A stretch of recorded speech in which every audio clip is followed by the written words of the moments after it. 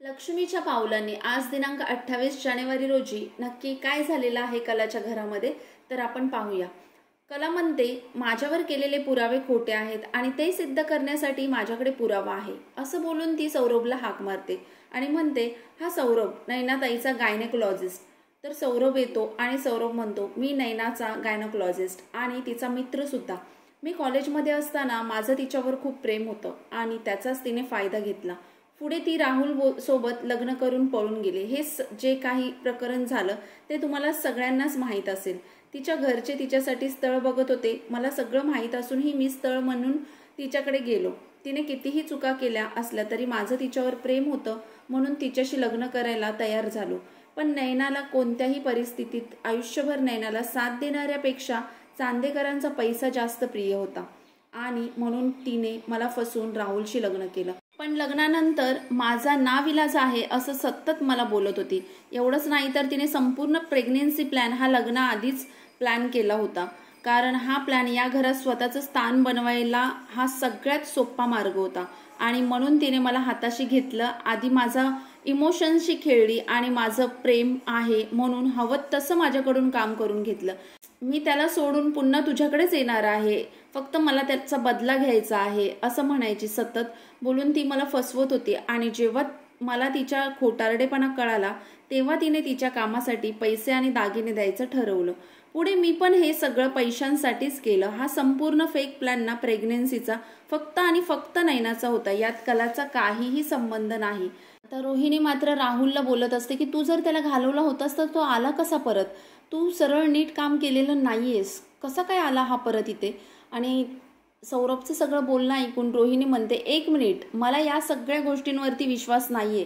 तर सौरभ म्हणतो मला माहीत होतं असं होऊ शकतं, कारण मला नैनावरही विश्वास नव्हता, त्यामुळे मी पूर्ण कॉल रेकॉर्डिंग नैनाची तशीच ठेवलेली आहे आणि ती तुम्हाला ऐकवतो। कालपासून माझ्यावर भयंकर डाऊट घेते रे, सतत मला प्रेग्नेन्सी बद्दल विचारत असते, वैताग आणलाय। तर त्या रजनी मॅडम सुद्धा विचारत होत्या सौरभ ऐक ना, मला प्रेग्नेन्सीचं चांगली टिप्स दे ना, की जेणेकरून मी या सगळ्यांच्या नजरेत।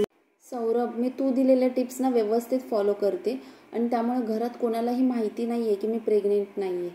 त्यामुळे ना आता आईही आली आहे माझ्या डोक्याला ताप करायला।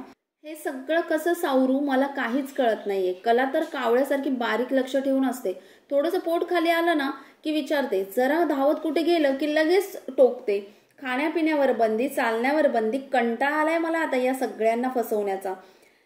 असं रेकॉर्डिंग हे पूर्ण ऐकवतो सौरभ घरच्यांना आणि म्हणतो असे एक रेकॉर्डिंग नाहीत माझ्याकडे, असे अनेक रेकॉर्डिंग आहेत। आणि म्हणतो राहुलने पण एवढं म्हणत असतो तोपर्यंत राहुल त्याच्या अंगावर धावून जातो, कॉलर पकडतो आणि म्हणतो ए डॉक्टर तू खूप बोललास, आता मला फसवलंस, माझ्या घरच्यांना फसवलंस, तुला पोलिसांकडे देतो। असं बोलल्यावरती सौरभ थोडा घाबरतो आणि रोहिणी सुद्धा म्हणते की याचं लायसन जप्त करूया, सौरभ सुद्धा म्हणते याचं लायसन जप्त करूया। असं त्याच्यावरती सगळे चौदळून उठतात आणि त्यानंतर म्हणतात की याला घरातून बाहेर काढा, त्याला निघायला सांगतात। तो निघून जातो। आता हिचं काही डोकं चालत नसतं आपल्या नैनाचं, तिला असं वाटतं आता माझं काही खरं नाहीये, त्यामुळे आता मला काहीतरी केलं पाहिजे। हा विचार करत असताना ती सगळ्यांच्या हातपाय पकडायला जाते, कन्व्हिन्स करायला जाते, आबांना वगैरे म्हणते हे सगळा डाव हिचाच आहे आणि हिनेच असं केलेलं आहे वगैरे वगैरे। हा ड्रामा ती थोडा वेळ चालवते। रोहिणी तिच्या सट्ट करून एक कानाखाली देते आणि म्हणते घरातून बाहेर निघायचं, आमच्या घरातून पहिलं बाहेर निघायचं, आणि तिच्या हाताला धरून बाहेर काढते।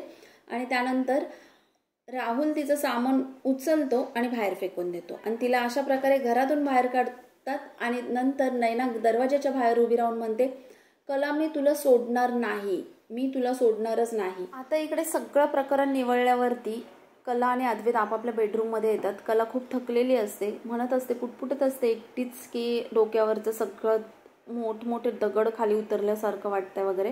तेवढ्यात अद्वैत जाऊन तोंड बंद करतो आणि तिची जी केसांची लट असते ती मागे करतो आणि बघूया आता पुढे त्यांचा काय रोमॅन्स सुरू होतो। यासाठी आपल्या चॅनलला सबस्क्राईब करा